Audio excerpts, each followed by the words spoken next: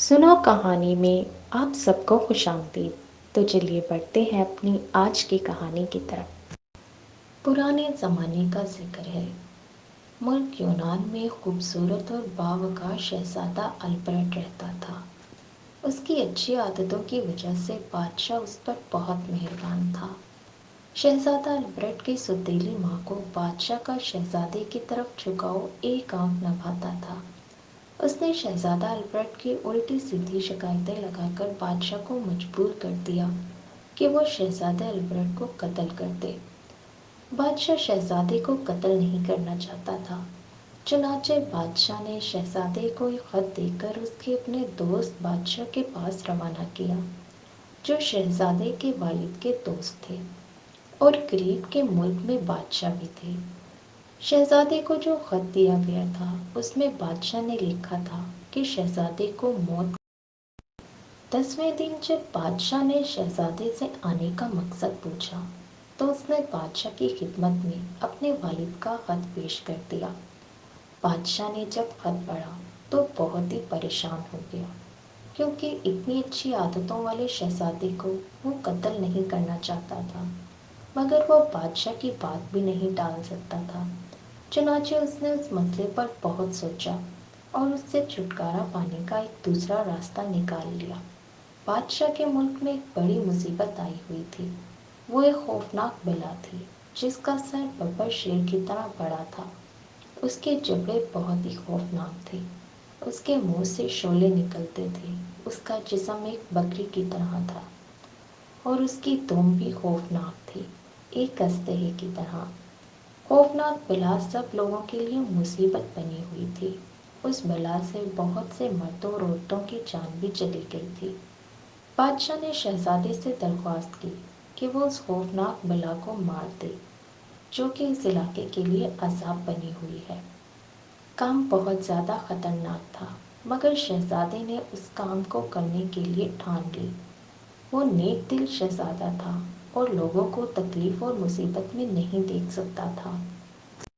उसने अकल की देवी से मदद की दरख्वास्त की। अकल की देवी हर बात जानती थी, साथ ही उसे मालूम था कि शहजादा कितना बहादुर है। चुनाचा उसने शहजादे की मदद की और उसे एक तोहफा दिया। जब शहजादा अल्बर्ट ने तोहफा देखा तो वो हैरत और खुशी से उछल पड़ा। वो एक बहुत ही प्यारा और खूबसूरत सफ़ेद रंग का घोड़ा था, जिसके कांधों पर बहुत ही खूबसूरत सफ़ेद चमकदार पर थे। शहजादा उछलकर घोड़े पर सवार हो गया। जैसे ही वो सवार हुआ, घोड़ा हवा में बुलंद होकर उड़ने लगा।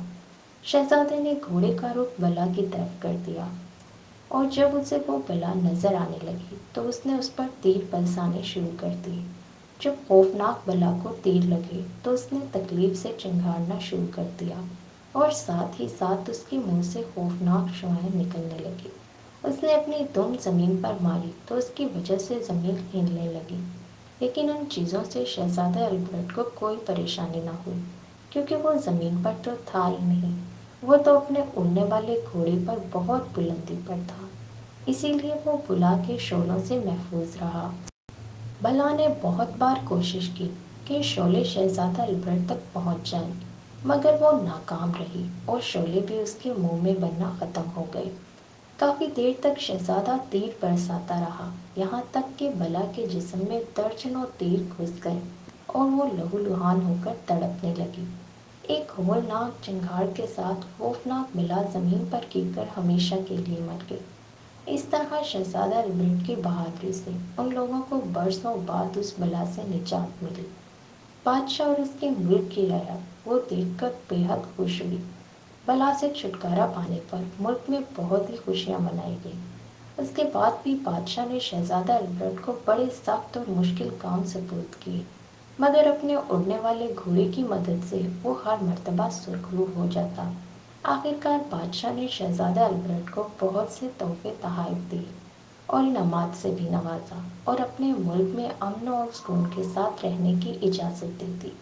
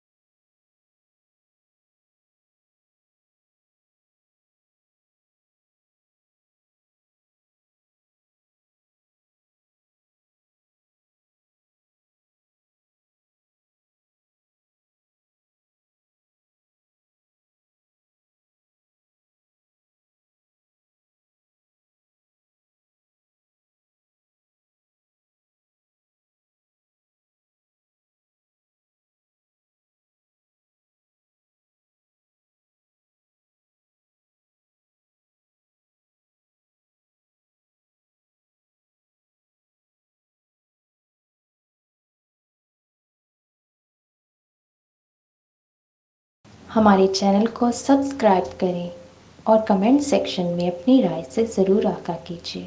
شکریہ۔